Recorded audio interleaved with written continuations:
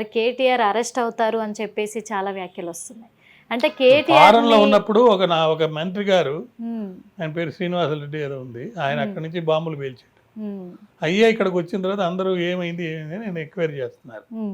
ఇప్పుడు ఏంటంటే అది కార్ రేస్, ఈ కార్ రేస్ సంబంధించి మంత్రిమండలి ఆమోదం లేకుండా చేశారని ఒక వాదన, దానివల్ల పబ్లిక్ ఎక్స్చేర్కి అంటే స్టేట్ ఎక్స్చేర్కి లాస్ వచ్చిందని ఒక వాదన.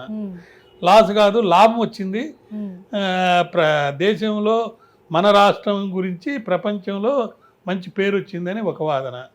ఇట్లా అనేక రకాల వాదనలు కూడా కేటీఆర్ గారు చూపించడం కూడా జరిగింది, మన రాష్ట్రానికి ఇంత లాభాలు వచ్చినాయి అని చెప్పి. ఇవన్నీ కూడా దర్యాప్తు చేసే సంస్థలు సబ్జెక్టివ్గా కాకుండా ఆబ్జెక్టివ్గా చేసి నేరంలో దర్యాప్తు చేసిన తర్వాత వచ్చే సాక్ష్యాలను బట్టి, అంటే కోడ్ ఆఫ్ కాండక్ట్ రూల్స్ అని కొన్ని ఉంటాయి, ఫైల్ మూవ్మెంట్ అనేది సరిగ్గా జరిగి దాంట్లో క్లియరెన్స్ కనుక వచ్చుంటే అతని మీద చర్య తీసుకునే అవకాశం లేదు. అలా కాకుండా ఫైల్ మూవ్మెంట్ సరిగా లేకుండా ఏదో ఒక్కరికే కట్టబెట్టాలి, దానివల్ల ఏదో లబ్ధి పొందాలని కనుక చేసి కనుక ఉంటే ఖచ్చితంగా దాని మీద చర్యలు తీసుకోవచ్చు. ఒకవేళ అరెస్ట్ అయితే ఎలాంటి శిక్షలు వర్తిస్తాయి సార్? అది పిఎంఎల్ఏ యాక్ట్ కూడా వస్తుంది కదమ్మా అక్కడ. ఇప్పుడు ఇక్కడ ఇది వేరు, ఇది రాజద్రోహము, ఇక్కడ కలెక్టర్ మీద ఉసిగొల్పారు, లగచేరలేదు, అది వేరు.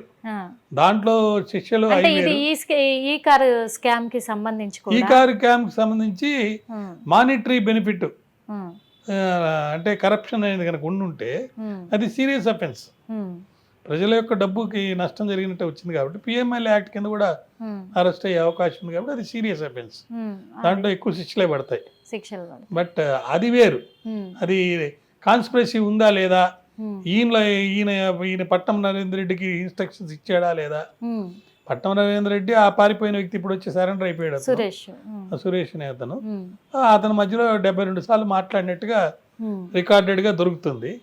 కేవలం ఒక వ్యక్తి ఇంకొక వ్యక్తితో 72 సార్లు మాట్లాడినంత మాత్రం అతనికి నేరం చేసినట్టు కాదు కదా. ఆ మాట్లాడింది అనేది ఈ కాన్స్పిరసీలో భాగమై ఉండాలి, ప్లస్ ఆ కాన్స్పిరసీలో కేటీఆర్ గారు కూడా ఇన్వాల్వ్ అయినట్టుగా రావాలి. అది వచ్చినప్పుడే దాని మీద దానికి సంబంధించి అరెస్ట్ అనేది చేసే అవకాశం ఉంది. ఇంకా కొంతమంది ఏమన్నారు, కేటీఆరే కాదు, కేటీఆర్కి కేసీఆర్ ప్రతిరూపంగా చేస్తున్నాడు, కేసీఆర్కి కూడా ఇవన్నీ తెలుసు, ఏదో విధంగా ప్రభుత్వ ఉద్యోగుల మీద ధ్వంసం చేసి చెయ్యండి అన్నట్టుగా అంటున్నారు.